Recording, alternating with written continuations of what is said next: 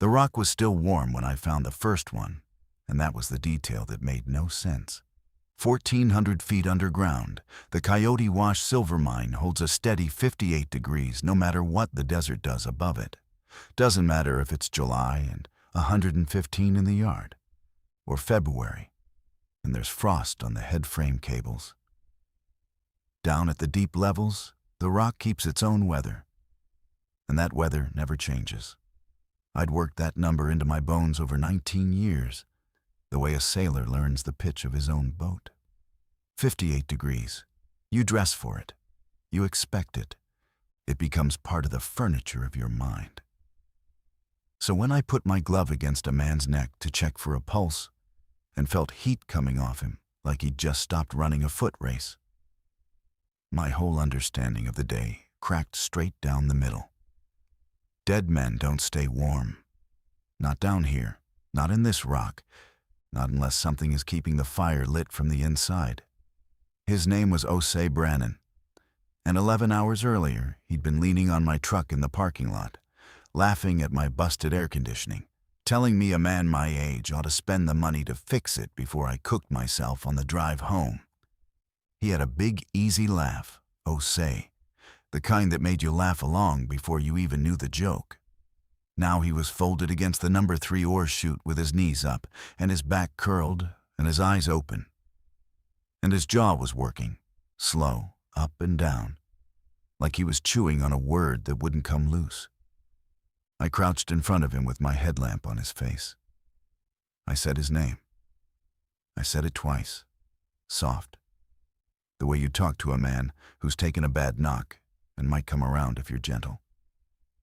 He turned his head toward the light, and the sound that came out of him wasn't a word at all.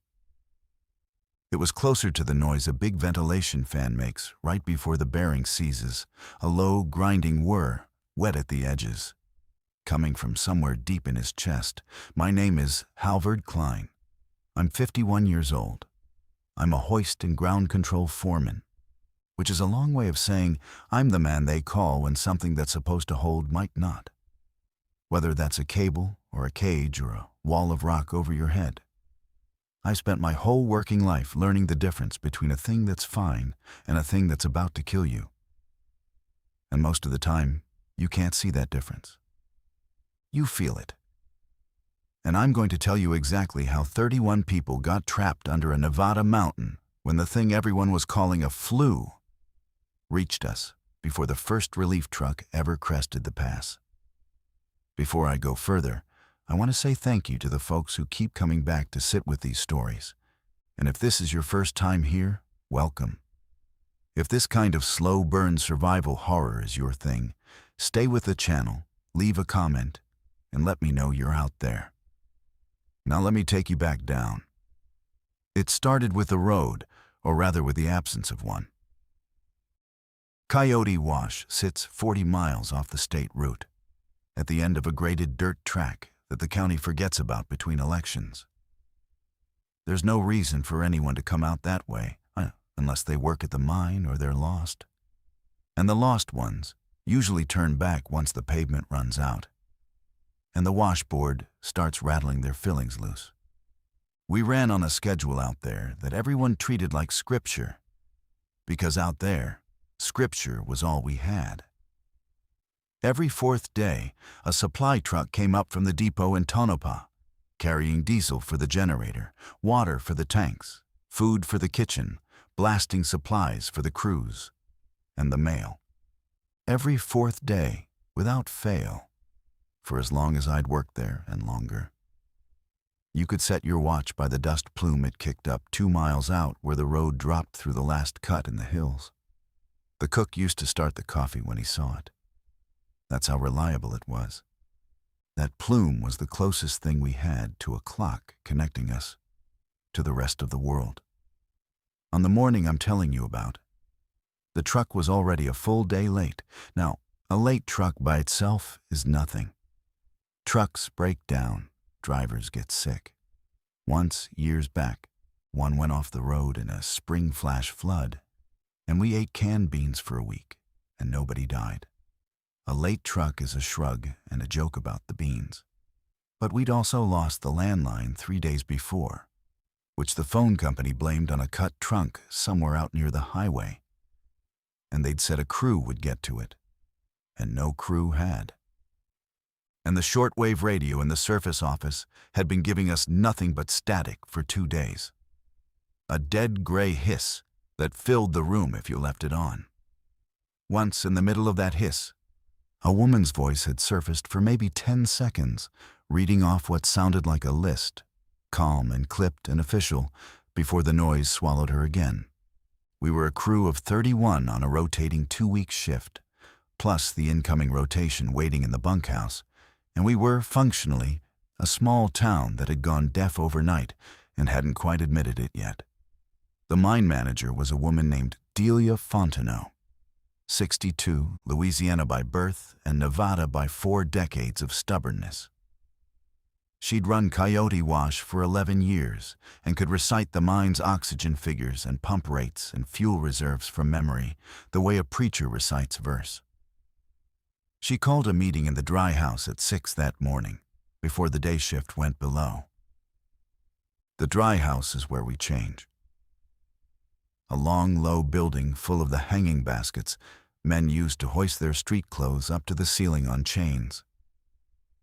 So the room always smells of diesel and sweat and wet concrete and the cold metal tang of the chains themselves. I remember she'd combed her white hair back tight and put on her clean company jacket, the good one, which she only ever wore when she wanted us to take her seriously. She stood on the bench where the men laced their boots, and she waited for the room to quiet. And it took a while, because 30-odd men in a metal room make a lot of noise. And then it got quiet all at once, the way it does when people finally notice the tone. "The truck's late, the phones are dead, and the radio's talking nonsense," she said. "Anybody want to guess what all 3 of those things have in common?" Nobody did, or nobody wanted to say it out loud. I looked around the room and I saw men studying their boots, men studying the ceiling. A couple of the younger ones glancing at each other with that too casual look that means they're more scared than they'll admit. "They all come from the outside," she said. "Every one of them. Phone line comes from outside. Radio signal comes from outside. Truck comes from outside. Which means whatever's wrong is out there, not in here. So here's how we handle it. We keep working. We keep our water ration to the tanks we've got, which is 9 days at full crew if we're careful and 6 if we're stupid, so let's not be stupid. And we send 2 people down to the highway junction to eyeball the situation and turn back the second anything looks off. Not investigate, not help. Eyeball and turn back. That's it. No heroes and no drama.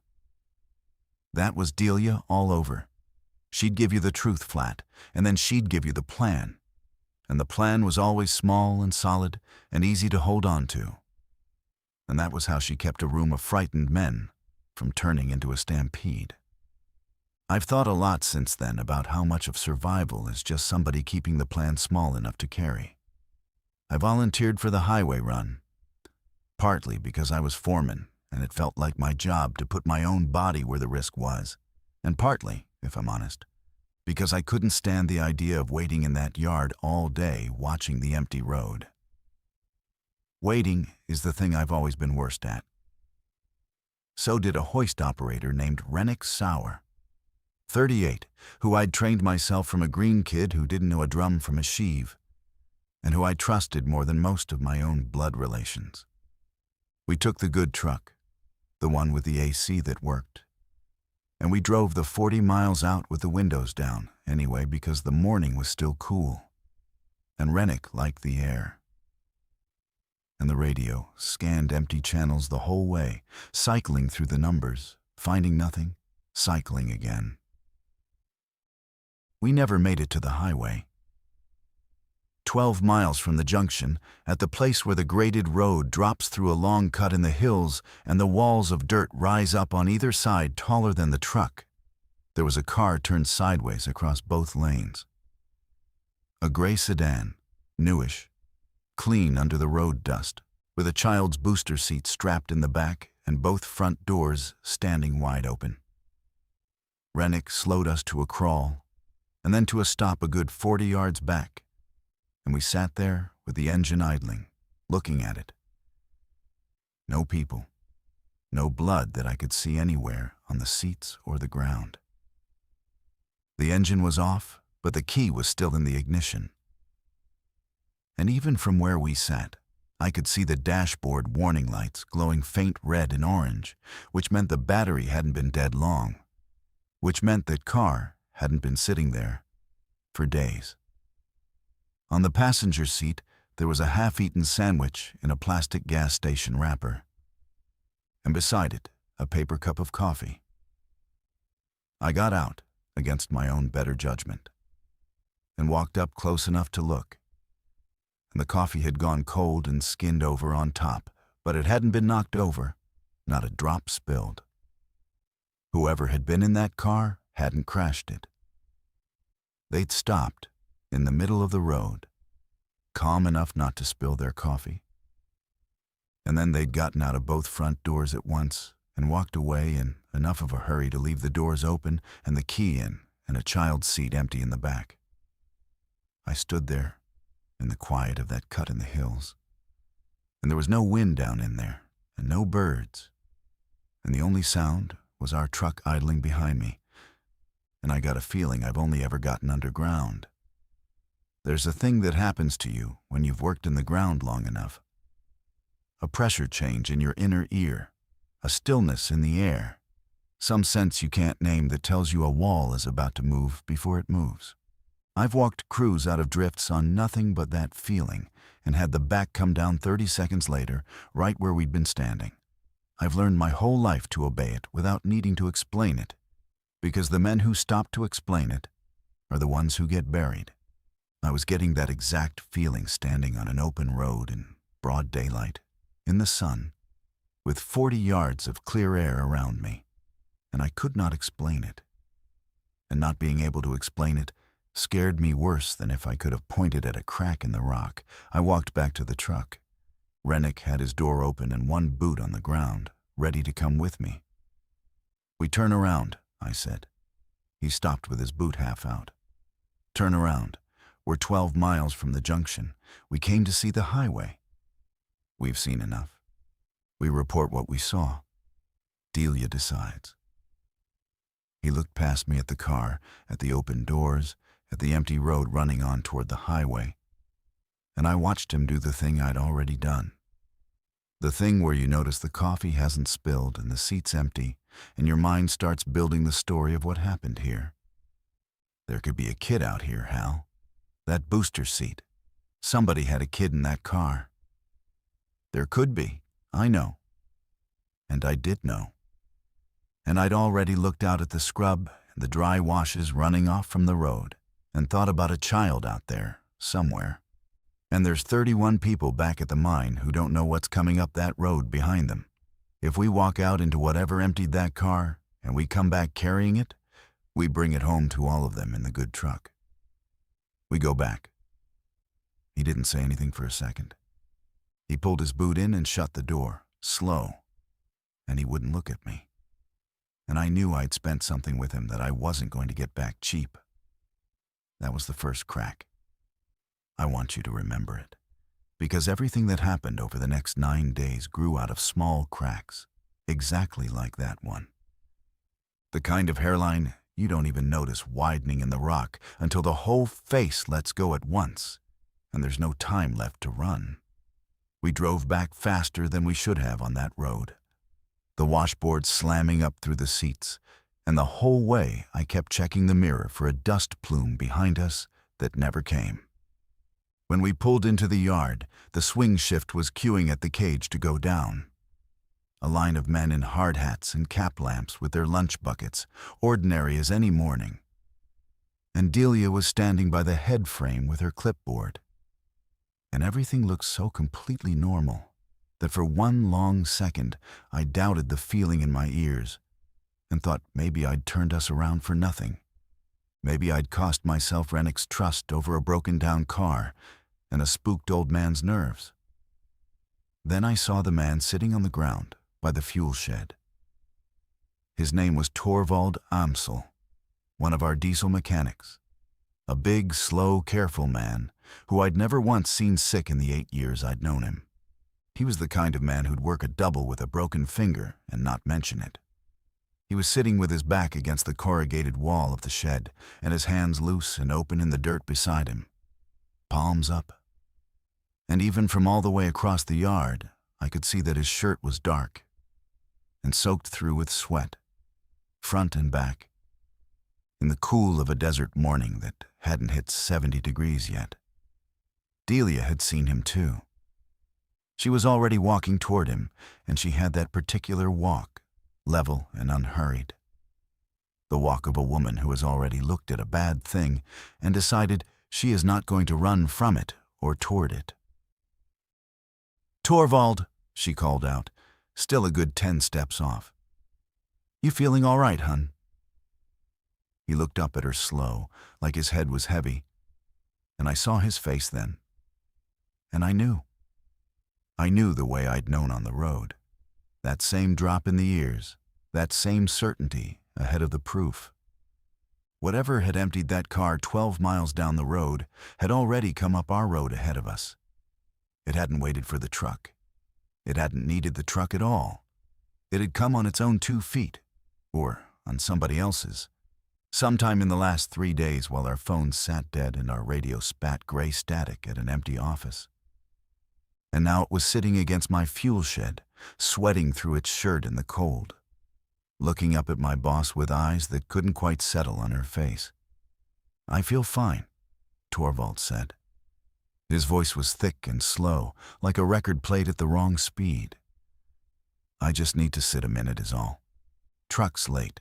I'm just tired of waiting on the truck."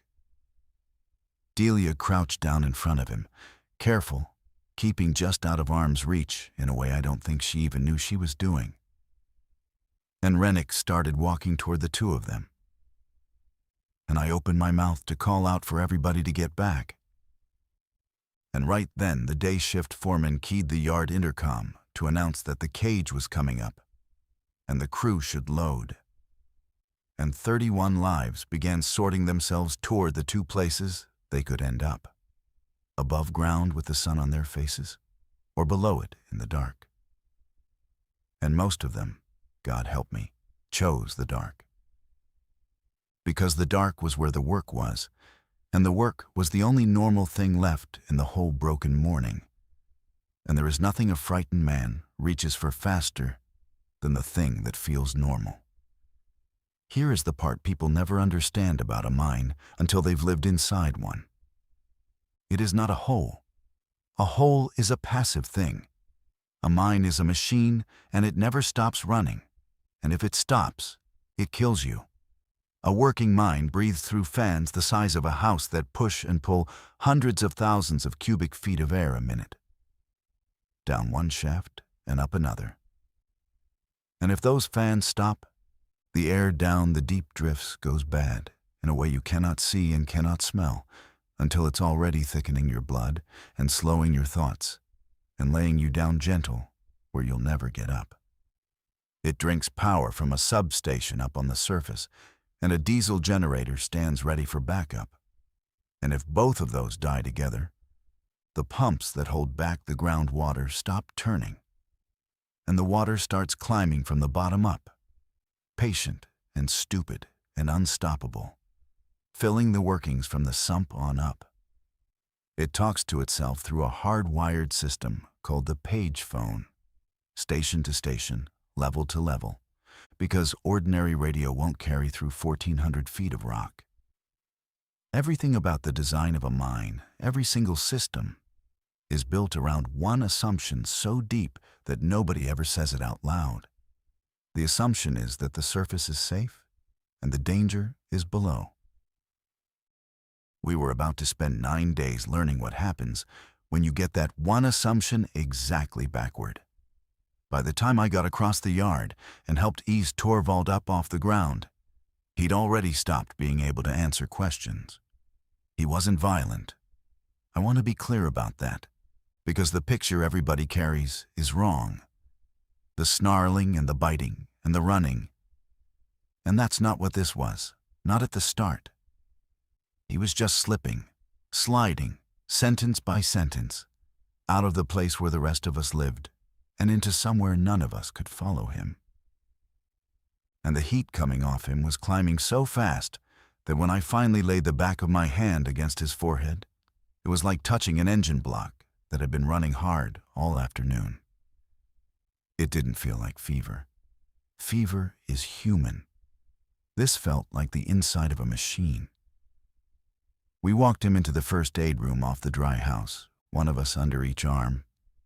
And he came along easy, docile, mumbling now and then about the truck. And we laid him down on the cot, and Delia sent our senior first aid attendant to sit with him. Her name was Marisol Enriquez.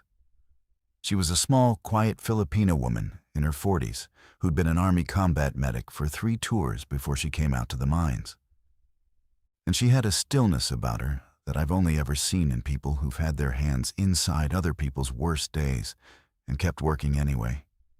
Nothing rattled her. She took one look at Torvald, felt his forehead the way I had, and I saw something move behind her eyes. Some recognition. And she didn't say what it was. She just rolled up her sleeves and got to work. Then Delia gathered the surface crew, maybe a dozen of us, into the corner of the dry house away from the first aid door. And she told us the things she'd been holding back all morning. The last thing I heard on the shortwave before it went to static, she said, keeping her voice down, wasn't nonsense. I told you all it was nonsense, because I didn't want to stampede at 6 in the morning with a full shift about to go underground.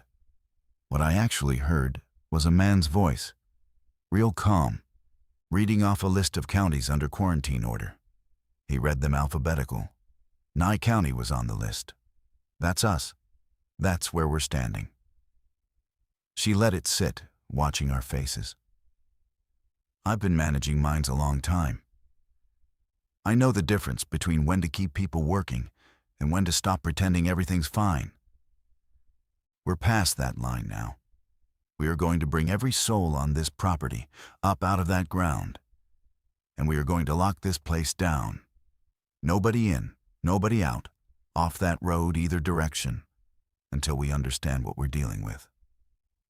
Ellis, Hal, I want you both on the shaft. That was the right call. I want to be fair to Delia through all of this, because she made a lot of hard calls, and most of them were right. And this first one was right without any question. Given what she knew standing in that dry house, calling everyone to surface and sealing the property was exactly the move. The problem wasn't the call. The problem was timing. And the problem was Torvald. And the problem was a thing that none of us knew yet and wouldn't understand for hours. That the people who'd already breathed it in didn't always show it before they went below. And by the time you could see it on a man, he'd been sitting next to you for hours. We had 106 souls on the property when we started the count. 31 were underground on the swing shift that had just dropped. The rest were surface crew, office staff, kitchen, and the incoming 2-week rotation still asleep or waking in the bunkhouse. Delia got on the page phone at the shaft collar and called down to the shift boss at the 1,400 level to bring his people up. And the man who answered was a hard old drift and fill miner named Cyrus Odell. 60 years old, 30 some of them underground. A man with hands like carved oak and a voice like gravel going down a chute. He acknowledged the order without arguing, which was rare for Cyrus, and started rounding up his crew. He got 29 of them to the station. 2 were missing. And while Cyrus stood at the 1,400 station counting cap lamps and marking his tally, one of the 29 he'd already gathered, a young mucker named Denny Prashad who'd been rubbing his temples and complaining about a headache since lunch break, sat himself down against the ore chute, said he just needed a minute, and stopped answering when the man next to him said his name. You've probably already guessed where all of this is going. But I need you to sit down in it the way we had to, minute by minute, because the horror of that day was not the running and the screaming that everybody imagines. There was some of that later, and less than you'd think. The real horror was watching it arrive quietly, one tired man at a time, in the one place on the whole earth we'd all just agreed was the safest place to be, and understanding, far too slowly, that when we sealed the property to keep the danger out, we'd sealed it in with us instead, and pointed a whole crew straight down into its arms. Cyrus made a decision down there at the 1,400 station that I have turned over in my hands every single day since. He had 29 men who seemed healthy. 2 men going wrong in front of him fast, and 2 more men missing somewhere out in the dark of the workings.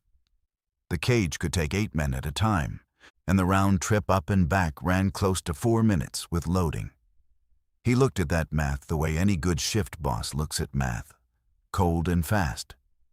And he keyed the page phone and told Delia he was going to send his people up in loads of 8 and stay below himself with a couple of volunteers to go find the missing 2. You come up with your crew, Cyrus, Delia said into the page phone. And I was standing right beside her at the collar and heard every word. That's an order. We can go back down for the other 2 once everyone else is up and we know what we're facing. There was a pause on the line. The hiss of 1,400 feet of cable and rock between her voice and his. One of the men that's missing, Cyrus said, is Dwayne Halloway. His boy works surface here. Kid's up top right now, probably watching that cage come up. I am not going to leave a man down a hole in the dark so his own son can stand at the collar and watch the cage come up empty and know his daddy's still down here. Send it down. I'll be on the last loadout. You have my word. He was on no load. That's the short version of Cyrus Odell. And it's the true one. The long version is what I spent the next 9 days living inside. And it's the reason I'm telling you any of this at all. The first cage of 8 came up clean. 8 healthy, frightened men, blinking in the daylight, herded straight from the collar into the change house, where Marisol had set up with a thermometer we normally kept in the assay lab for checking sample to temperatures. She'd left Torvald with one of the office staff sitting watch. She took each man's temperature at the ear, fast, professional, and waved the normal ones through to sit against the far wall, and told them to keep their hands to themselves and not touch their faces. The second cage came up with 7 healthy men and Denny Prashad, and 2 of the 7 were half carrying Denny between them because by then his legs had quit under him, and the heat coming off him. You could feel it standing 3 feet back, and there was a sound coming out of him, low and steady and continuous, that same wet, grinding whir I'd heard from Osei, like a compressor running with no oil in it. We still didn't have a word for what he was. Nobody did. We only knew he was burning up from the inside, and he was leaving us. Sentence by sentence, the same road Torvald had already walked down. We put him in the assay lab, because the assay lab had a heavy door that locked from the outside, and we told each other it was so he'd be comfortable and quiet. And every one of us knew that was a lie we were telling to keep our own hands steady. The third cage did not come up. The hoistman sent it down empty on Delia's order to fetch the next load, and it dropped the 1,400 feet and settled at the 1,400 station, and then it just sat there. The depth indicator on the hoist panel showed it parked dead at the bottom, and it stayed parked, and nobody loaded it, and nobody answered the page phone when Delia keyed it and said Cyrus's name into the hiss again and again. 11 minutes. I stood there and watched that indicator not move for 11 minutes, and 11 minutes is nothing on the surface. It's the time it takes to drink a cup of coffee. But 11 minutes at a shaft collar where 21 men are supposed to be waiting to load is a length of time that has no bottom to it. Rennick was running the hoist by then, in the operator's seat with his hands on the controls. I was standing at his shoulder watching that dead indicator. And I watched his hand drift over toward the lever and then pull back and drift over again. "Somebody's got to see what's happening on that level," Rennick said. He didn't look at me. "The page phone's dead down there, or nobody's near it. I'm going down." "Rennick, you run the hoist, Hal. You're the only other man on surface who's certified to run it. If we lose whoever's on these controls, we lose everybody underground for good. No cage, no rescue, nothing. So it can't be you in the cage. It has to be you in this seat." He was right. And he knew he was right. And I hated every word of it. I go down, I take one look, I ring to come straight back up. 2 minutes on the level, that's all. I should have gone down instead of him.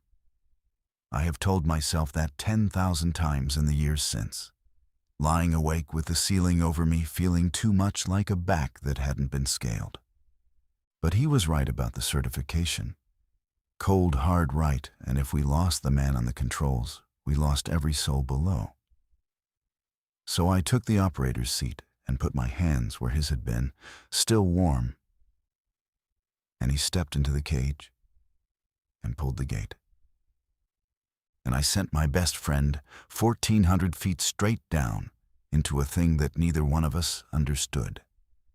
And I brought him back up 18 minutes later, not 2, with a cut over his eye he couldn't explain, and a story that changed the shape of everything that came after. He sat down on the floor of the hoist room with his back against the wall and his knees up, exactly the way Osei had been sitting. And for a second my heart stopped, until he started talking, and I heard that he was still himself. "They're not attacking each other," Rennick said. His face was the gray of wet cement. "That's the thing nobody topside is going to believe when I say it. Cyrus, the sick ones, the ones that went wrong down there, they're not hunting anybody. They're not fighting. They're gathering." He worked his jaw, trying to find the words for a thing he had no words for. "At the station, around the sumps where the water is, anywhere the air moves, anywhere a fan's blowing. They stand in it, Hal. They stand right in the fan wash with their faces turned up into it, like it's a warm stove on a cold night, and they can't get enough of it. And the heat. They put off so much heat, you feel it 6 feet back through the dark before your lamp even finds them. I think that's it. I think whatever this thing is, it's cooking them alive, from the inside. And they're chasing cool, moving air the way an animal dying of fever crawls toward water." He touched the cut over his eye and looked at the blood on his fingers like he didn't know whose it was. Cyrus grabbed my arm. When I got to the station, he was standing there in the airflow, and he grabbed my arm hard. And I thought that was it. I thought I was done. But he wasn't trying to hurt me. His grip, he was trying to hold on to something, trying to hold on to me. And when I pulled loose, he didn't come after me. He didn't even look at me go. He just turned his face right back up into the fan wash and stood there with the others. That was the first thing that made the whole nightmare tilt on its axis, and I need you to really take hold of it, because it is the key that unlocks everything that came after. The sickness didn't turn people into hunters. It turned them into thermostats. It drove their body heat so high, so fast, that they would walk anywhere, climb anything, cluster in any corner to find moving cool air. And the deepest, coolest, most air-rich place in that entire mountain was 1,400 feet down, in the exact drifts and stations we had just sent an entire crew of men into. We hadn't trapped them at all. We had led them home. We had walked them down into the one place they'd most want to be. And now they were down there. 21 warm bodies standing in the wind of our own ventilation fans, breathing the same air that those fans pushed and pulled through the whole mountain and up the shaft into the lungs of every one of us on the surface. Delia understood it a beat before I did. I saw it land on her. Her face didn't change much, but her hand came up and gripped the edge of the hoist panel. And she turned to our ventilation engineer, a precise young man named Ellis Kwan, who talked about cubic feet per minute the way other men talk about the weather or the ball game. And she asked him one question, slow and level. "Ellis, if they're all down at the 1400, gathered at the station and the sumps, and the fans are pulling fresh air down the intake shaft and pushing return air back up the exhaust shaft, then the air those men are breathing out, which way is it traveling? Down to them and away from us? Or up?" Ellis went the color of ash. He didn't answer right away. I watched him run the ventilation circuit in his head, the whole map of it, the intake and the return and the fans and the shafts. And I watched him arrive at the answer and wish he hadn't. "Up," he said. His voice cracked on the one word. "The return shaft. It vents out through a raise that comes up right behind the dry house. That's return air. That's air that's already been all the way through the workings and past the men at the 1400. And the fans pull it up and blow it out right behind the dry house, right into the yard where we've all been standing." He swallowed. "If this thing moves on breath or on heat or on the air itself, then we have been standing in their exhaust for 2 hours. All of us." Nobody moved. Nobody spoke. And into that silence, from the direction of the assay lab, where we'd locked Denny Prashad away to be comfortable, the low, continuous compressor sound that had been leaking under the door for the last 20 minutes stopped, just stopped, all at once, the way a machine stops when someone throws the breaker. And a moment after it stopped, in the new quiet, we heard the lab's door handle move. Slow, careful, testing. Turning a little one way and then the other, patient from the inside. Let me tell you the shape of the place we were standing in, because from here on, the geography is the whole story, and you need to be able to see it. The surface plant at Coyote Wash sat on a bench, a flat shelf cut into the side of the mountain. With the slope rising steep behind it and falling away in front down toward the wash the mine took its name from. In the middle of everything stood the head frame over the main shaft. A tower of gray steel with the sheave wheels at the top and the cables running down into the dark. Clustered around it were the working buildings. The dry house where we changed, the hoist room, the surface office with its dead phones and its hissing radio. The assay lab, the fuel shed, the diesel generator building that shook the ground when it ran. The electrical substation behind its chain link, the 2 big steel water tanks up on their stands, the explosives magazine set way off by itself, the way regulations demand. And off to the side, the bunkhouse where the off-shift crew slept in a long row of narrow rooms. A single graded dirt road came in from the desert and left again the same way. There was no wall. There was no fence worth the name. Just a few strands of wire to keep out the cattle that weren't there anyway. Our whole defense against the outside world was distance, 40 miles of it, and nothing else. And our whole problem now was that the danger had never been outside. It was underneath us, venting up the return shaft into the air we breathed, and testing a locked door handle from the inside, not 60 feet from where we stood. Delia made her second big decision in the space of a single breath. And it was the right one. And it cost us anyway, the way the right ones sometimes do. "Ellis, the return vent behind the dry house, I want it sealed. Whatever it takes, whatever you've got. Tarps, plywood, roofing tar, that whole case of expanding foam in the shed. If their air is coming up out of that raise and into our yard, I want it stopped, and I want it stopped in the next hour." Then she turned to the rest of us. Everybody else. We're moving to the bunkhouse. It's the furthest building from both shafts, up the slope, upwind of that vent.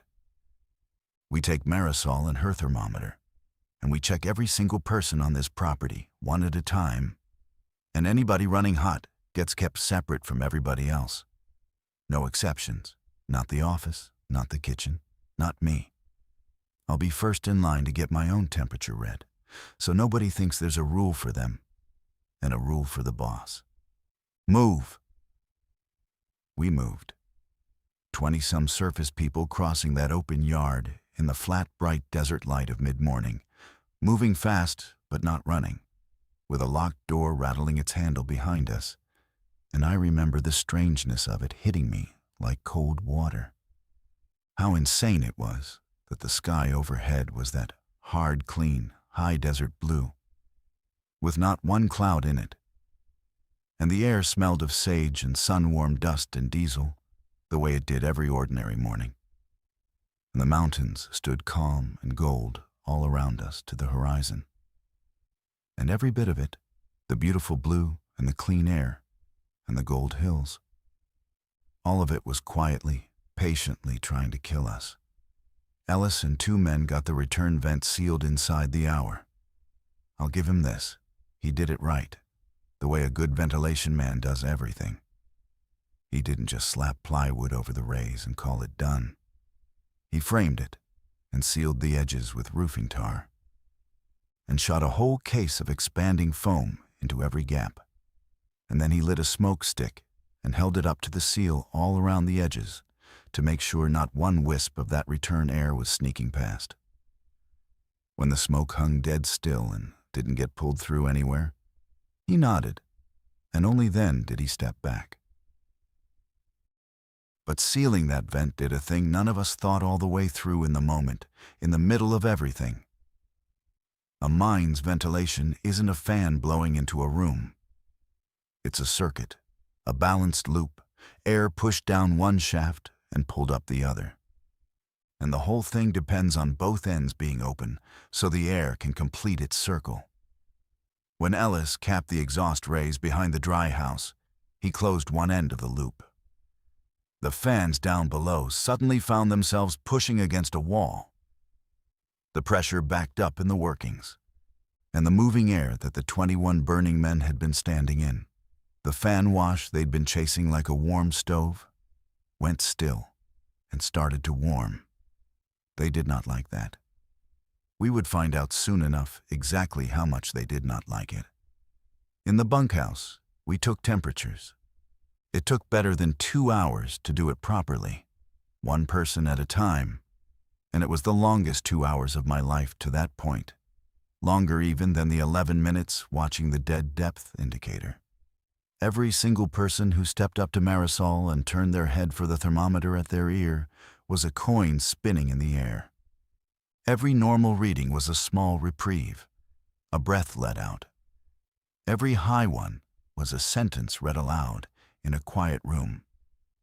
Delia went first, as she'd promised, and read normal, and the relief on the faces around her was a physical thing. And the line moved, slow, and most of them read normal. And we let ourselves start to believe, a little, that maybe we'd caught it in time. Maybe the ones who went wrong had all gone down the shaft and the surface was clean. Then we found 4 running hot out of the 23 of us in that bunkhouse. 4 people who'd crossed the yard with us, who were talking and helping and scared exactly like the rest of us, who by every appearance were fine, and who by the numbers on Marisol's thermometer were already carrying it, already burning, just too early to show. One of the 4 was Marisol. She read her own temperature last, holding the thermometer to her own ear with her own steady hand. And she looked at the number for a long moment, longer than she'd looked at anyone else's. And then she did the bravest thing I saw in 9 days of watching people do brave things. She didn't cry out. She didn't argue with the number. She set the thermometer down on the table, gentle. and she picked up her clipboard of notes. And she looked at it, and then she set that down too. And she walked, calm and unhurried, the whole length of the bunkhouse to the storeroom at the far end. And she went inside, and she pulled the door shut behind her. "Somebody lock this door," she called through the wood. Her voice was as steady as if she were reading off a supply list. "And somebody take my notes off that table." I wrote down everything, every single thing I saw with Torvald. The times, the symptoms, and the order they came in. How fast each stage moved. You are going to want that, all of you. Don't come in here. That is not a request. That is an order. And I've got more medical rank on this property than any one of you, so it is a lawful one, and you'll follow it. I locked the door. My hand was shaking so bad, I dropped the key twice against the metal jamb before I got it turned. Through the door, she said one more thing. Quieter now. Meant for whoever was standing closest, which happened to be me with my forehead nearly against the wood. "Listen to me, Halvard. And then tell Delia. It's not fast if you keep them cool. Torvald. He lasted longer when I had the little AC unit in the first aid room blowing right on him. When it ran, he slowed down. When it cut off, he sped up. The heat's the engine. It's the heat driving the whole thing. Cool them down, and you slow it. I don't know if you can stop it. I don't think you can. But you can slow it, and slow might be all any of us has. Tell her. Tell Delia the cooling matters more than anything else. Now go." I told Delia. I crossed the bunkhouse, and I told her, word for word. And that single piece of information, handed out to us through a locked storeroom door by a dying army medic who'd already sealed her own fate to protect ours, became the axis that every day after turned on. If heat was the engine, then cold was the brake. And if we could find a way to make cold in enough quantity, we might be able to slow the whole thing down long enough to live. If you're the kind of person who's been picturing yourself in that bunkhouse, in that line, with that thermometer coming toward your own ear, I'd genuinely like to know where you're listening from, and whether you think you'd have had the nerve to read your own number out loud, and then walk yourself to that storeroom the way she did. I've thought hard about it, and I'm honestly not sure I would have. Now here is where I have to tell you about the betrayal. And I need to set it up right. Because up to this point, every person on that property had done more or less the right thing under impossible pressure. And I want you to understand going in that the man who broke us was not a monster. He wasn't cruel. He was a frightened, intelligent man who did the arithmetic the exact same way Cyrus Odell did the arithmetic at the 1400 station, and came to a completely different answer. And the whole hard center of what I'm telling you lives in the space between those two answers. His name was Garreth Voss. He was our safety officer, 34 years old, a degree in mine engineering from a good school, sharp as a fresh bit, ambitious, the kind of man who had read every line of every regulation and could cite you the section and subsection while you were still trying to remember the general idea. He was good at his job. I'd never had a real problem with him, though I'll admit he'd always struck me as a man more comfortable with a rule book than with a crew. And he was also, I realized much too late, the one person on that entire property besides Delia who carried a master key to every building, including the one building I haven't told you about yet, because I didn't understand it mattered until it was already too late to matter. The refuge chamber. Every modern mine has one underground, a sealed steel room where a trapped crew can wait out a fire or a cave-in with their own air and water. But Coyote Wash had something extra, something most mines don't. A surface refuge station built into the hillside up behind the bunkhouse after a bad wildfire season a few years back had come within a mile of the property and scared the company into spending money. It was the size of a shipping container, all welded steel, sunk halfway into the slope so the mountain itself shielded 3 sides of it. It was airtight, truly airtight, tested and rated. It had its own air scrubber and a bank of oxygen bottles, its own sealed cache of water and food, its own battery power that didn't depend on the generator or the substation, and a filtered air intake, a real one. A fine particulate industrial filter designed to pull clean, breathable air in from outside, even in the middle of a wildfire. Fine enough to stop smoke and dust and ash, and, though nobody on Earth had designed it for this, quite possibly fine enough to stop whatever it was that was riding the air up out of our mine. It was built to hold 12 people, sealed off completely from the outside world for up to a week. 12 people. Out of the 23 of us in that bunkhouse, plus however many were still unaccounted for around the property. 12. I did not know the refuge station's air handling was that good. I'd walked past that steel door 100 times and thought of it, if I thought of it at all, as a fire shelter, a place to duck smoke. Garreth knew exactly what it was. It was his literal job to know, down to the filter rating and the scrubber capacity and the exact number of days the oxygen would last for exactly 12 breathing bodies. And sometime during the 2 long hours of the temperature checks, while the rest of us stood in a line watching coins spin in the air. Garreth Voss slipped out the side door of the bunkhouse, walked up the slope to the refuge station with his master key in his hand, and started quietly, methodically, moving things. The first any of us knew of it was the water. We'd planned all along to break out the sealed emergency water from the refuge station's cache and bring it down to the bunkhouse to ration, because Ellis wasn't sure the surface tanks were safe. The tanks fed from a supply line that ran near the shaft collar, and if the air near the shaft was carrying the thing, then water sitting in an open-topped line near that air might be carrying it too. Nobody wanted to bet 23 lives on maybe.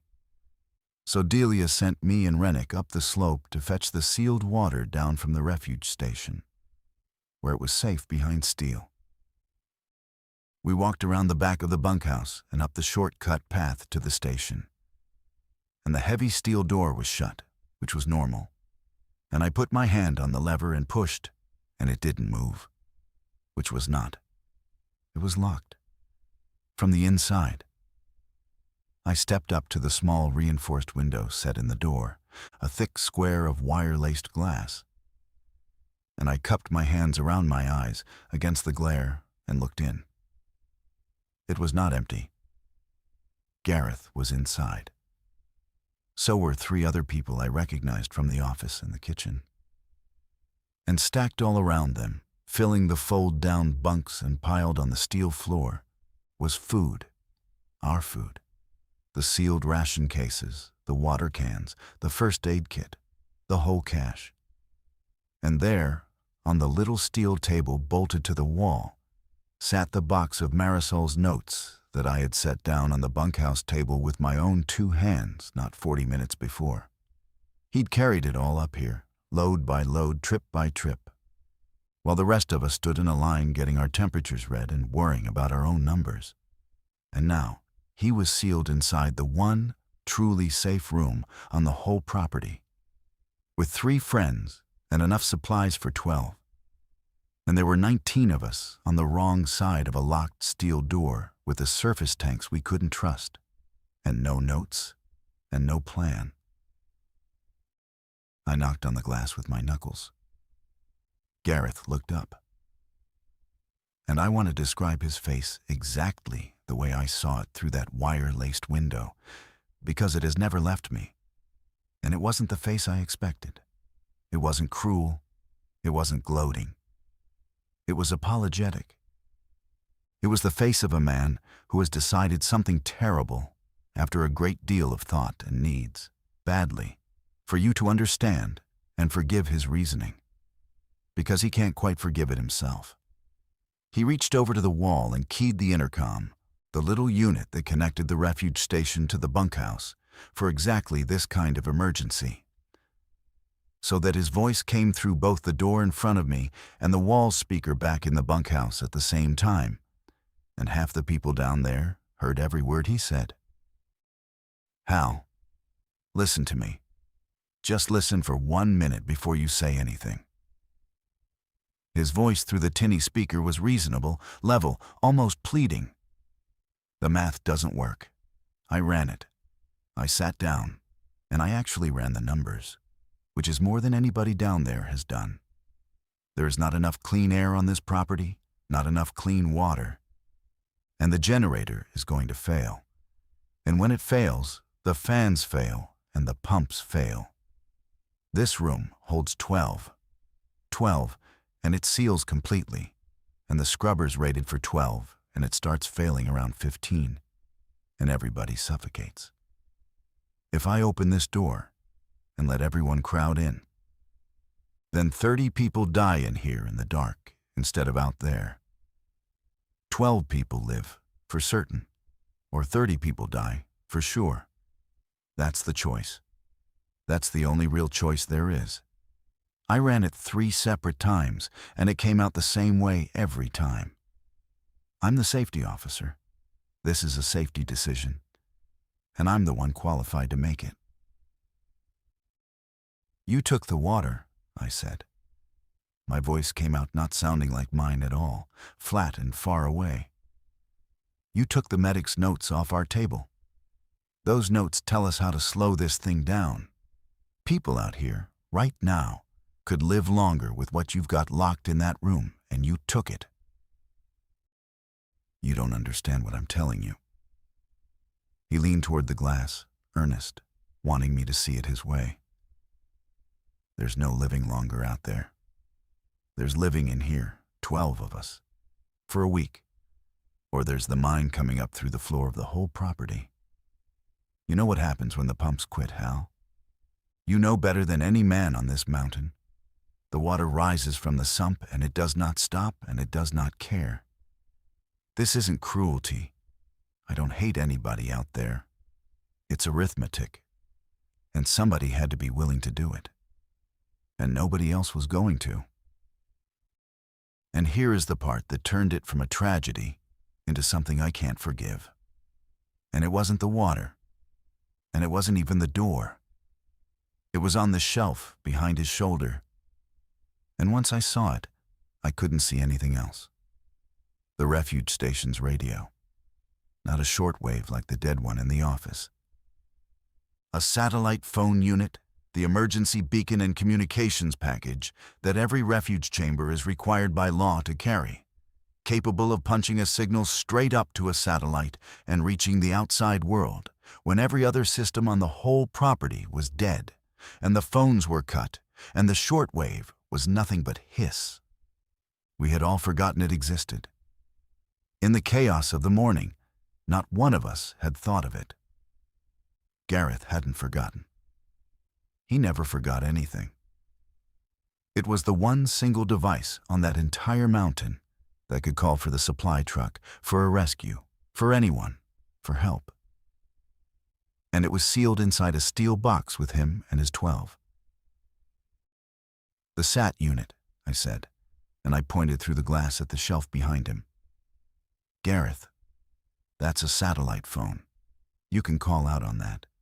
You don't have to open the door. You don't have to let a single person in. Just pick it up and call. Tell them where we are. Tell them how many. Tell them what's happening.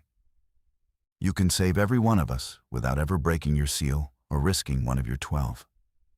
Pick it up. Call." He turned and looked at the sat phone. He looked at it for a long moment. Then he looked back at me. And for 1 second, 1 single second, I watched him do the harder arithmetic, the kind where your own conscience is a number in the equation. And I let myself believe he was going to reach for it. Then his face closed like a door swinging shut on its own weight.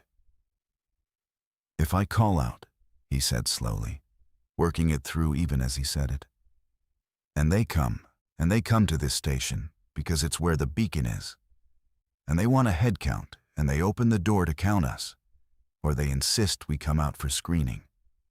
Then the seal breaks, and the outside air comes in, and I've killed the 12 I saved. Any contact is a risk to the seal. I can't call until I know for certain the outside is clean, and I can't know that from in here. He shook his head, and he actually looked sorry, and that was the worst part. I'm sorry, Hal. When it's over, when it's safe, I'll open this door myself, and I'll tell them exactly where all of you were and what happened and how it happened. I'll make sure your families know. That's a promise. I will carry that.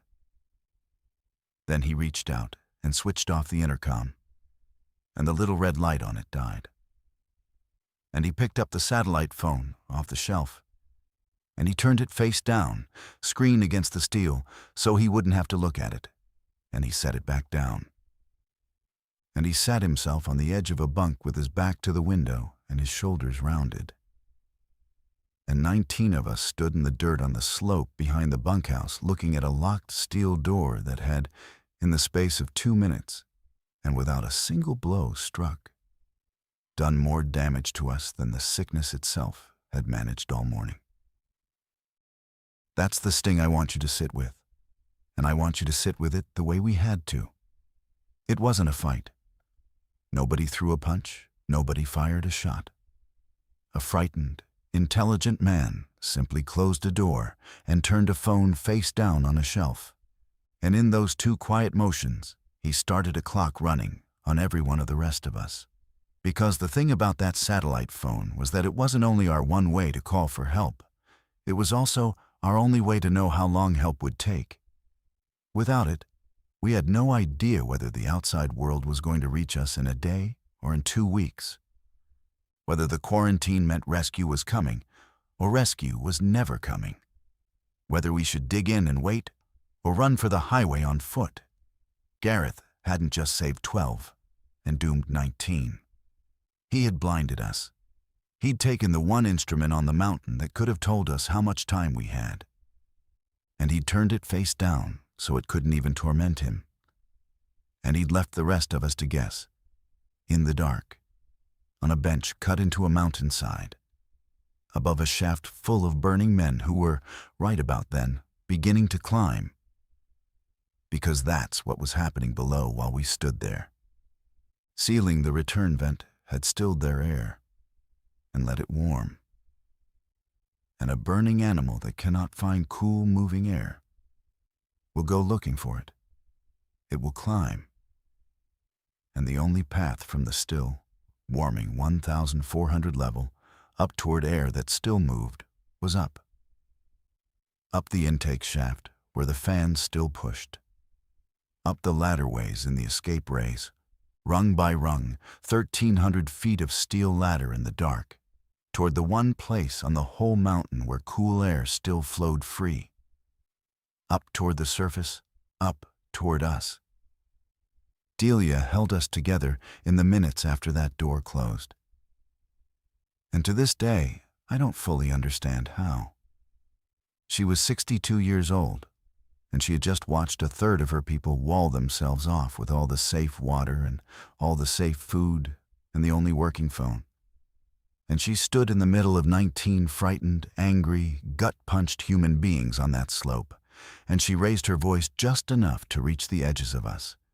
And she said in that flat, unhurried Louisiana calm that never once cracked in all the days I knew her, "All right." He made his choice. It's a coward's choice dressed up in a clean shirt, but it's made. And standing here staring at his door isn't going to unmake it. So now we make ours. And ours is going to be better than his, and I'll tell you exactly why. Because we are going to make it together, out here in the open, where everybody can see the math and argue with it.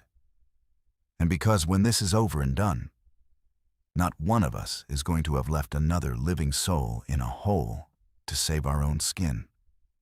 Now everybody get down off this slope and back inside, and let's go to work. She split us into jobs the way she'd split a shift 1,000 times before, and the ordinariness of it, the plain foreman's competence of it, did more to steady those 19 people than any speech could have. Ellis went on ventilation, to listen at the shaft and to tell us the instant anything changed in the sounds coming up from below. 2 men went on the diesel generator, our only power now with the substation cut off from the dead grid, to nurse it and log the fuel and keep it running clean. 2 more went to the surface water tanks, to test what was in them and rig a way to boil and cool it if we had no other choice but to drink it. And the rest of us went on the one thing that Marisol's notes would have laid out for us in detail if Garreth hadn't carried them up that slope. Cooling. Because if heat was the engine, then cold was the brake. And there was exactly one thing on that property that made cold in enormous, industrial quantities. The mine's chiller plant. The refrigeration unit that fed cooled air down the intake shaft to make the deep levels workable in the desert summer. Because at 1,400 feet, the rock heat and the humidity will lay a man down if you don't fight it. It was a big machine, and it drank power, and it could pour cold air down that shaft by the ton. Here's the thinking, Delia said, and she laid it out plain for all of us the way she laid out everything, so we could all see it and pick at it. If those men are climbing, they're climbing toward air, toward cool, moving air. That's what Marisol told Hal through the door. And it's what Rennick saw with his own eyes down at the 1400. So we don't fight that. We use it. We run the chiller full out, and we flood the bottom of that intake shaft with cold. Cold air sinks. It'll pool at the bottom of the workings, like water in a low spot. And if Marisol was right, if cool slows this thing down, and cool draws them toward it, then we make the deepest, coldest, calmest, most air-rich spot in the whole mountain, the one place those men most want to be. And we hold them down there, not with a wall, not with a fight, with comfort. We give them the warm stove they're all looking for, way down at the bottom, and we pray to God it keeps them there. It was the strangest defense I have ever heard a human being propose, and it was brilliant. And it rested entirely on the hope that a dying medic had been right about a disease that not one of us understood. We ran the chiller up to its limit. Ellis reopened just enough of the ventilation circuit, cracking the seal on a bypass damper he could control, to send that manufactured cold straight down the intake and let it settle and pool at the bottom without opening the return vent back up and pouring their exhaust into our yard again. He watched the pressure gauges and the airflow like a man diffusing a bomb with his bare hands, adjusting a damper a hair at a time, and for 6 hours it worked. The sounds Ellis reported from the shaft, the scraping and the shifting far down in the dark, they stopped climbing. They settled. They sank back toward the bottom.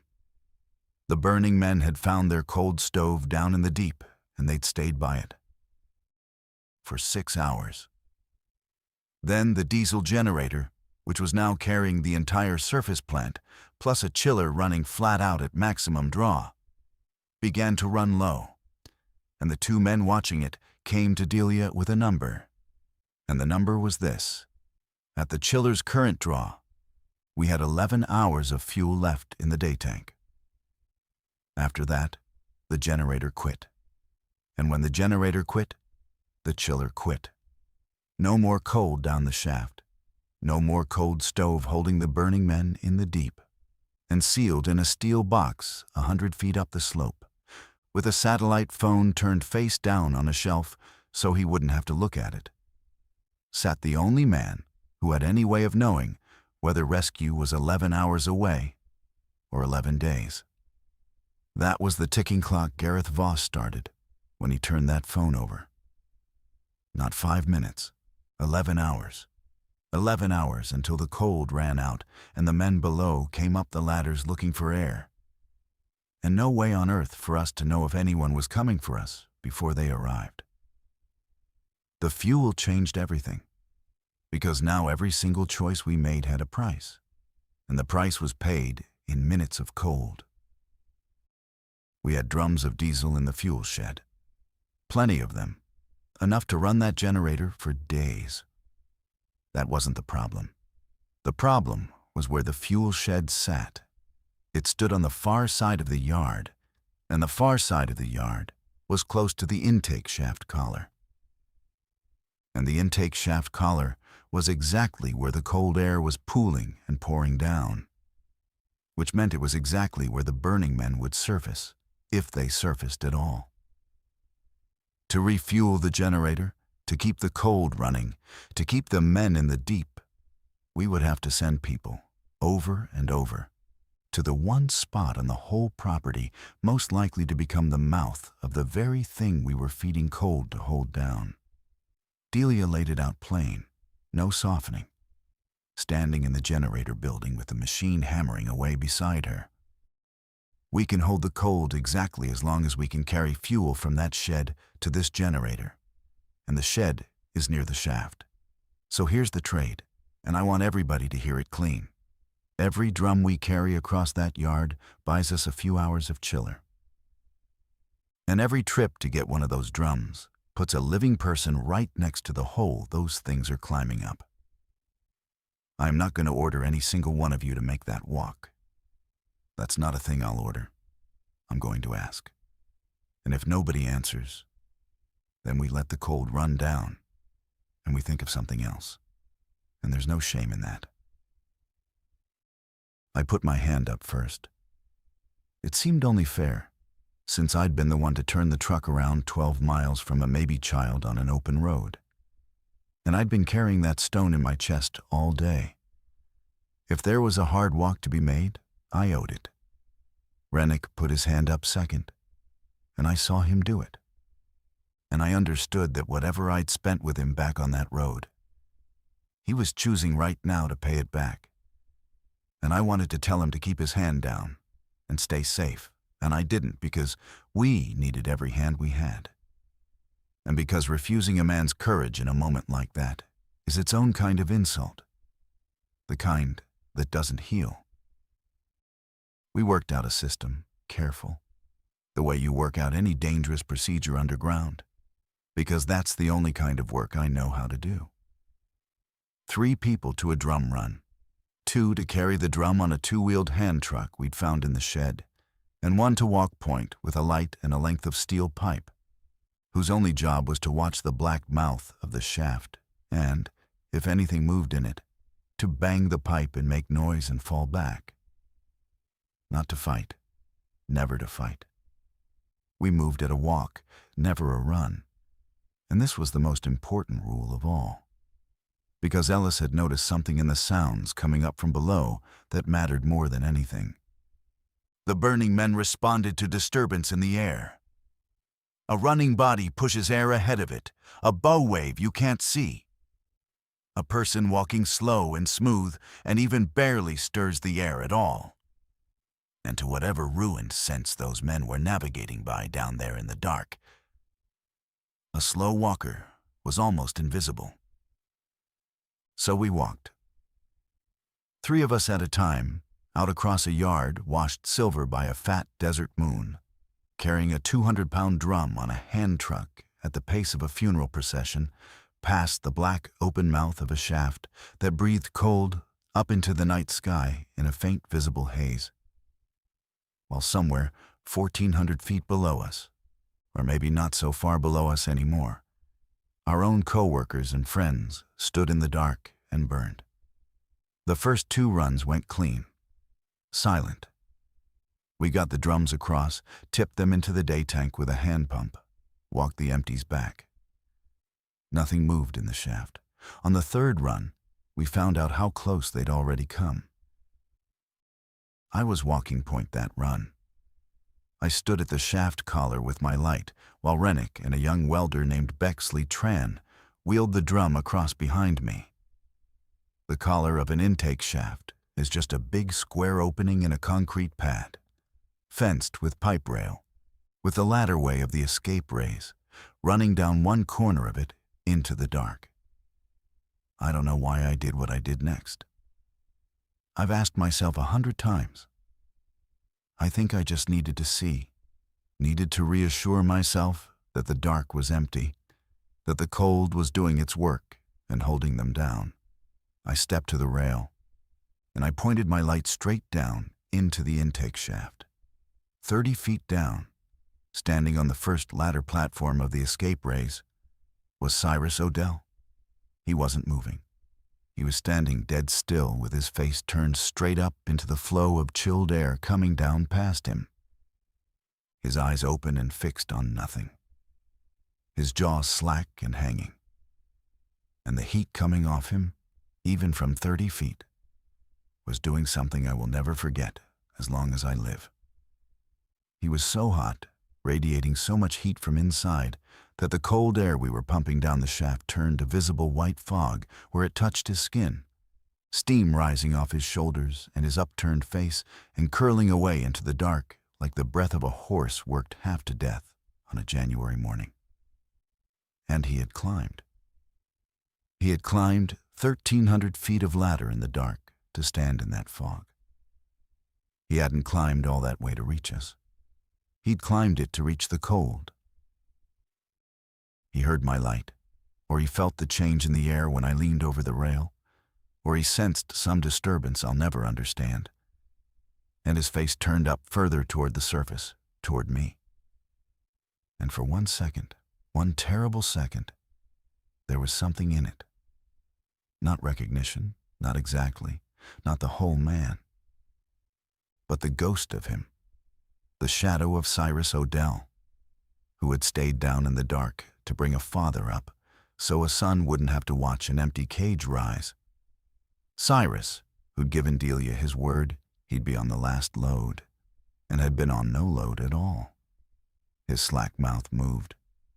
There was no compressor sound now, none of that wet grinding whir, just the shape of his lips forming something in the fog of his own breath. And I swear to you, on everything I have ever held sacred, the shape his burned-out mouth made, silent, up into the cold, was the word cold. Just that. Like a prayer. Like the only good word left anywhere inside the ruin of him. Then his hand came off the ladder rung.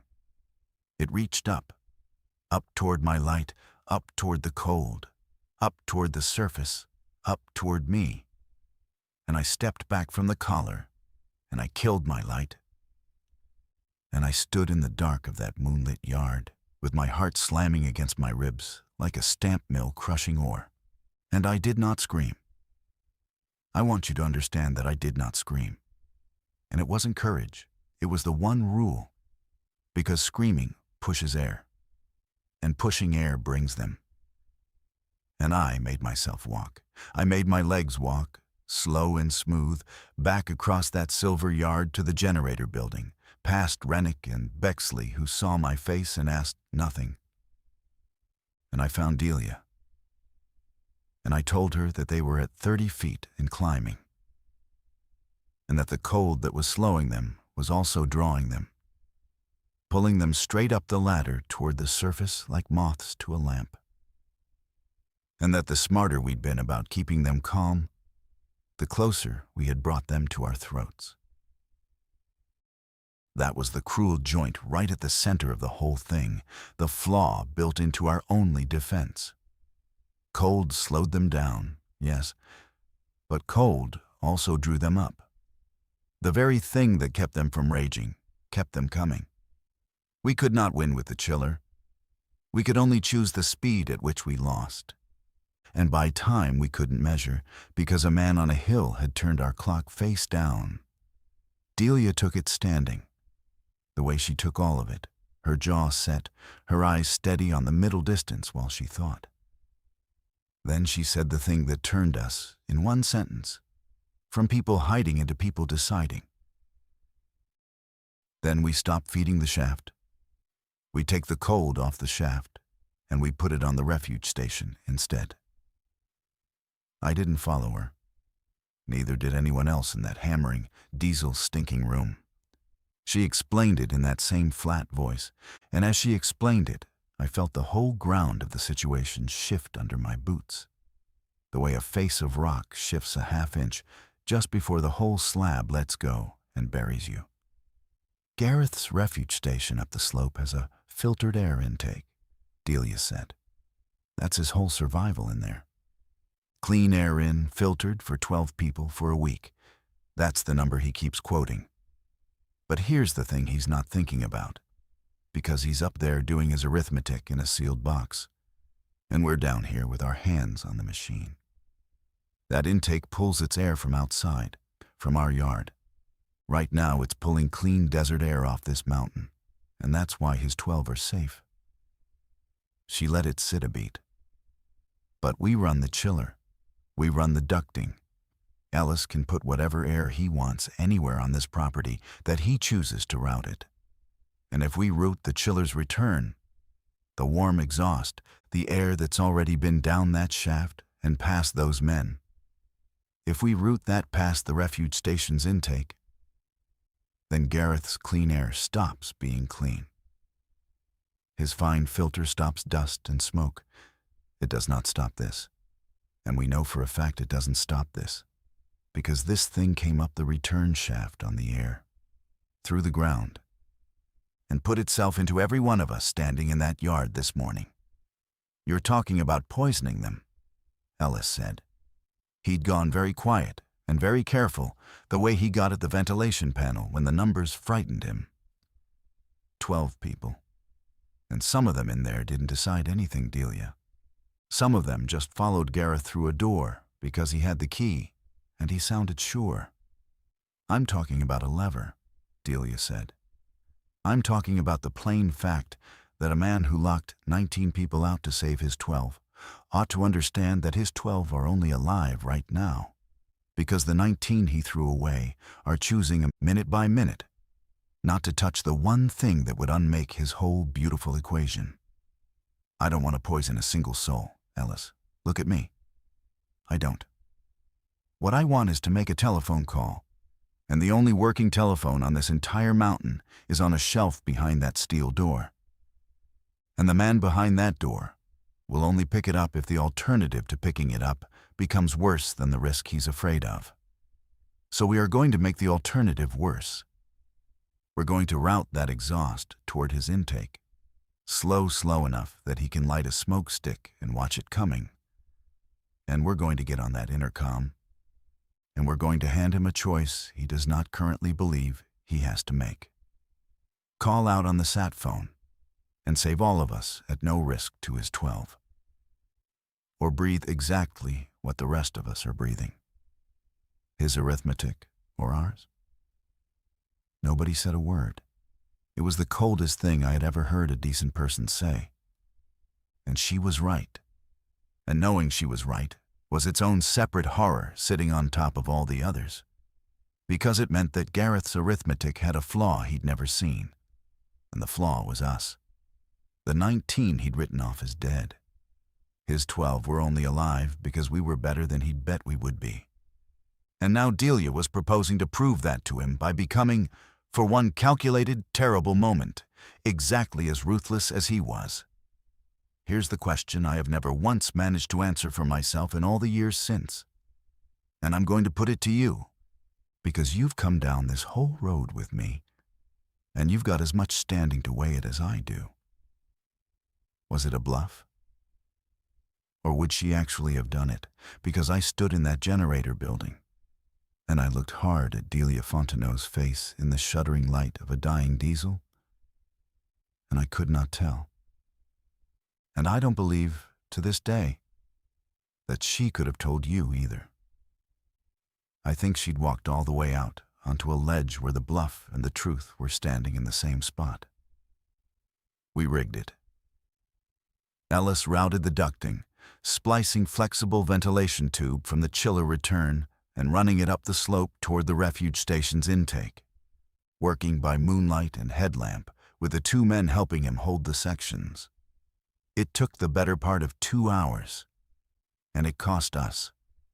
It cost us 2 more drum runs of cold down the shaft that we did not make while all our hands were on the ducting, which meant that while we worked, the men in the ladderway climbed higher. Drawn by the cold, we were no longer feeding, following the last of the pooling chill up toward the collar. And by the time Ellis had that exhaust rigged and ready to route past Gareth's intake with the turn of a single valve, Cyrus Odell and 2 others were at the collar itself. On the surface, standing in the last thin haze of pooling cold at the very mouth of the shaft, not 200 feet from where we worked on the slope, 3 human shapes steaming faintly in the moonlight, patient and silent as the long dead. Then Delia keyed the intercom to the refuge station, and she made her call. And I have never, in my whole life, before or since, heard a human voice do what hers did in that moment, holding dead steady over the top of a thing that could break the world in half. Garreth, it's Delia. I'm going to tell you exactly what's about to happen, and then I'm going to give you 30 seconds. And I need you to understand 2 things. The first is that I am not bluffing. The second is that I would give my own life not to be the one standing here, saying this to you. Silence from the box. Then his voice, thin and small through the little speaker. Delia, don't. Your intake pulls yard air. In about a minute, the air in your yard is going to be the exact same air that's been down that shaft and past those men. You've got a smoke stick in your emergency kit. I know you do because you inventory it yourself. Light it and hold it to your intake, and you'll watch your clean air stop being clean, right in front of you. Your filter won't help you, and you already know it won't. Because this thing came up the return shaft this morning through millions of tons of solid rock and put itself into every lung on this property. And no filter you've got stops it. She drew one breath. You have exactly one way to stop what's coming. And it is not the door. Hear me. I'm not asking you to open that door. I'm never going to ask you to open that door. And I want you to believe that, all the way down, because this was never about getting in. Pick up the satellite phone. Turn it back over and pick it up and call out. Give them our position and our count. All 31 of us, Gareth. Yours and mine, together, one number. The very second I hear that you're connected to somebody on the outside, I shut this exhaust down, and you keep your clean air and your 12 stay sealed and safe and alive. That's the whole deal. One phone call buys you your life, and buys us ours, all of us. And nobody has to open any door. Refuse me, and we all breathe the same air, and your arithmetic dies down here in the dark with the rest of us. 30 seconds. The silence out of that steel box lasted 11 seconds. I counted every one of them under my breath. And behind us, at the shaft collar, Cyrus Odell took a slow step toward the sound of her voice carrying up the slope, toward the warm exhaust that was beginning to move and hiss in the ducts Ellis had laid, drawn as always to the change in the moving air. And Rennick put his hand flat on my shoulder and pressed down, holding me still, holding me quiet. Then the intercom crackled back to life, and it wasn't Gareth's voice that came out of it. It was one of the office staff sealed in there with him, a woman named Junella Portis, who ran our payroll. A soft-spoken church-going woman I had never once in 6 years heard raise her voice above the level of a polite question. And she was screaming, not at us, at him, inside that box. And the open intercom carried all of it out to us on the slope, every word. Pick it up. Gareth, pick up the phone. There are people out there. There are living people you locked out there in the dark. And all you have to do is call. You don't even have to open this door. You don't have to risk anything. All you have to do is pick it up and call. Why won't you call? Why won't you just call? And then the sound of a struggle. 4 grown people in a welded steel box the size of a shipping container. Boots scraping and something knocked off a shelf. And I heard the satellite phone clatter hard against the steel floor. And I heard Gareth shout that they didn't understand, that they none of them understood.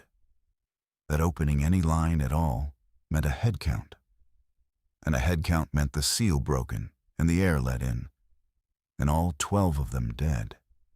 That he was the only one thinking clearly. That he was saving them, and they were fighting him for the privilege of dying. And through all of it, cutting under it, I heard Junella Portis say the single truest thing that any human being said in 9 days on that mountain. You're not saving anybody. You're just the last one left deciding who dies.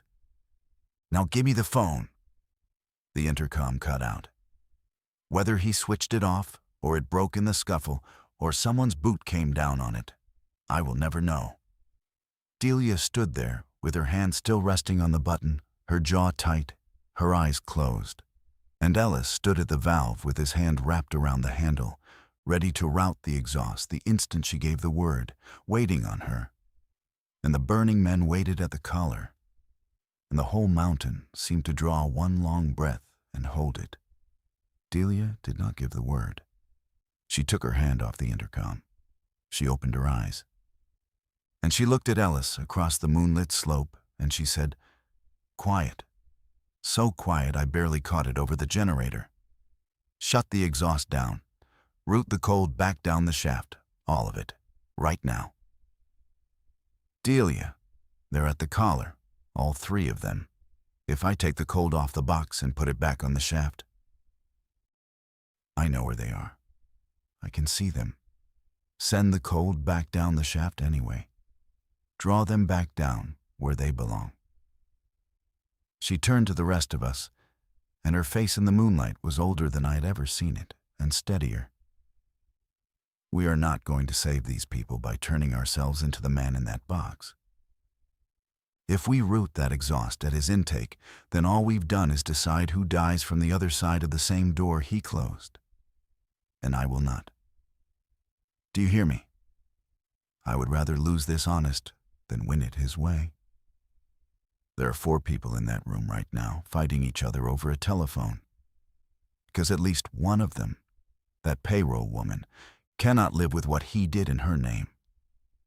That's worth more than the cold.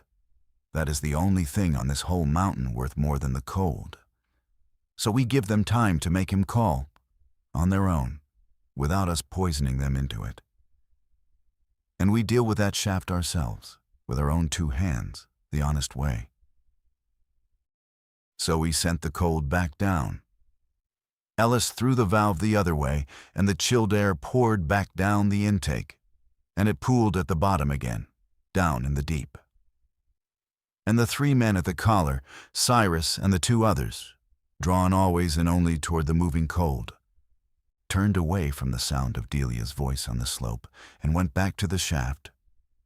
And one by one, they lowered themselves back onto the ladder and started down, down into the dark, back down the 1,300 feet they had climbed, chasing the only comfort their burning bodies had left to want.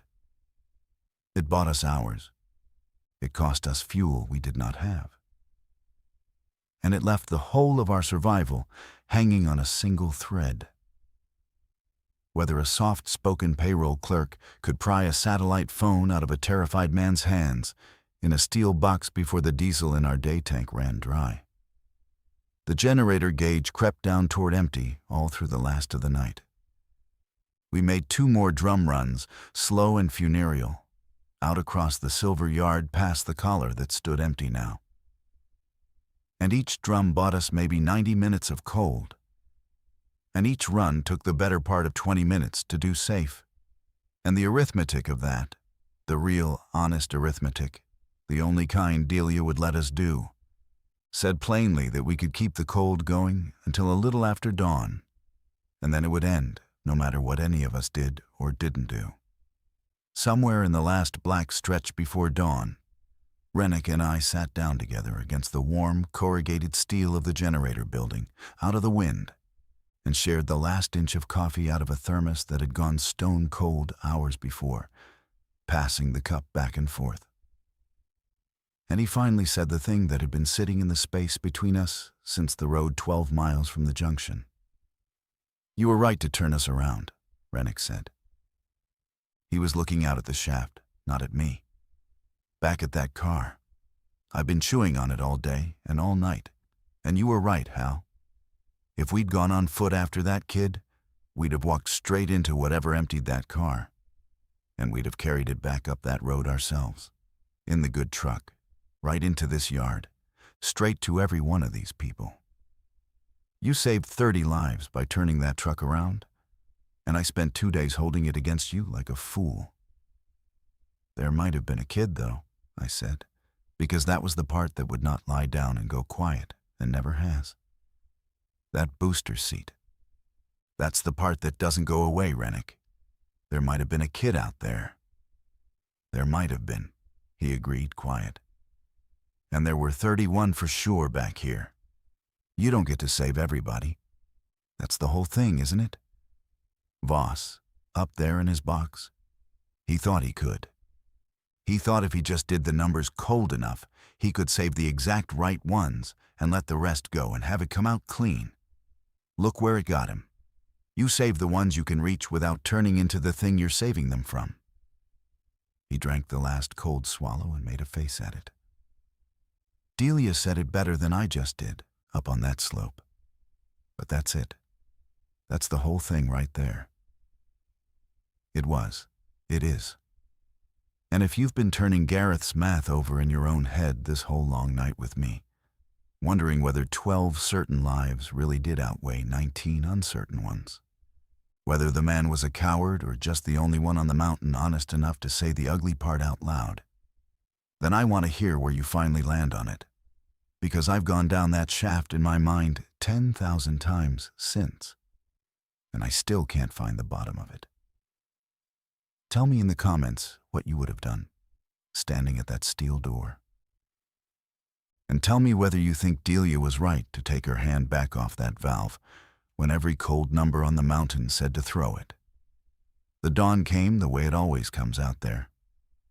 And there is nothing gentle about a desert dawn, no matter what's happening under it. Gray first. Then a hard, thin pink along the eastern ridgeline. Then all at once, a flat, clean gold pouring over the hills and across the bench and lighting up the head frame steel. And the generator was ticking down toward its last hour. And the cold was thinning out down the shaft. And the sounds Ellis was hearing from below had begun to change. To rise, to climb. Because the stove was going out down in the deep, and the burning men were starting up the ladders again to find another one. And then, at 40 minutes past 6, over the hard, clean gold of that terrible dawn, we heard an engine. Not the shaft, not the mine.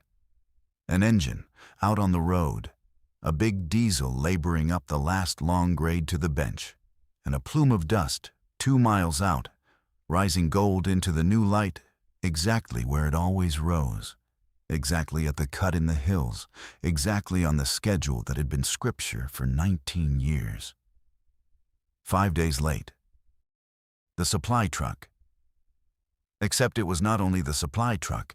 Behind it, climbing the same grade in the same gold dust, came 2 more vehicles, white, official, with light bars mounted dark and silent on their roofs, moving fast, faster than the truck, up a road that no ordinary morning would ever have brought them up.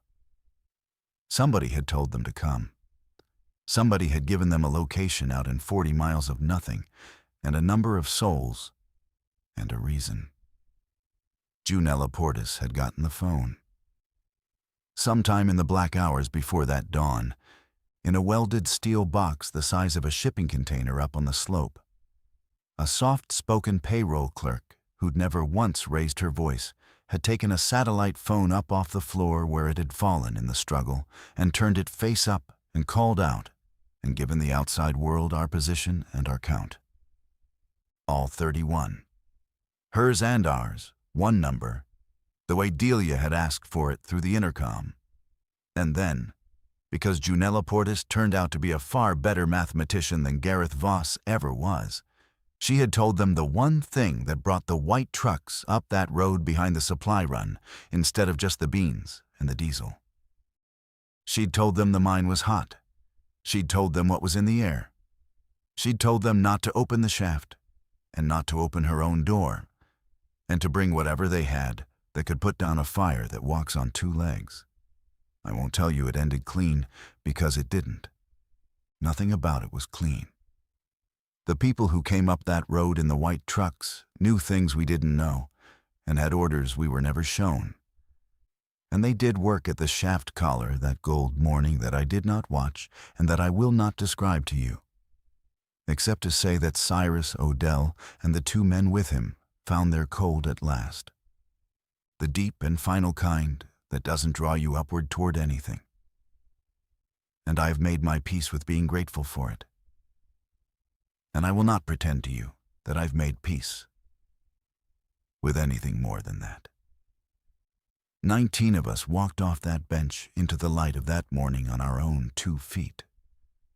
And the 12 in the refuge station walked out too, all 12 of them alive, because the room did hold 12 safely, and that one true thing was the only true thing Garreth Voss had.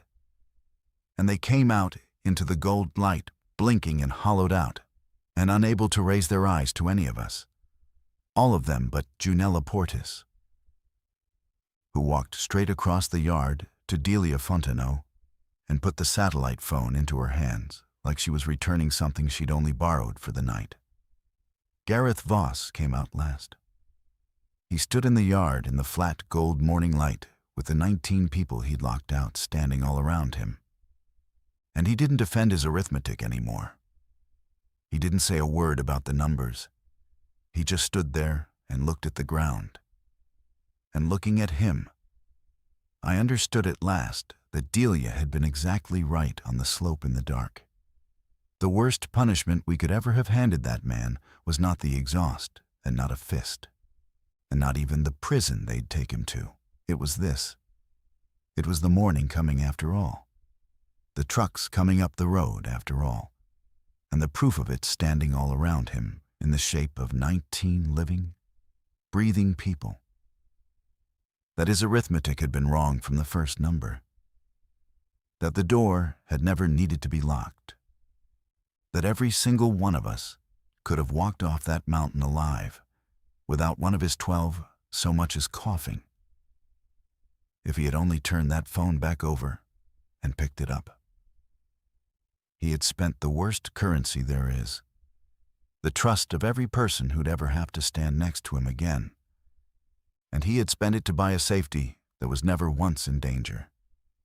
And the receipt for that purchase was going to be handed back to him every single morning for the rest of his natural life.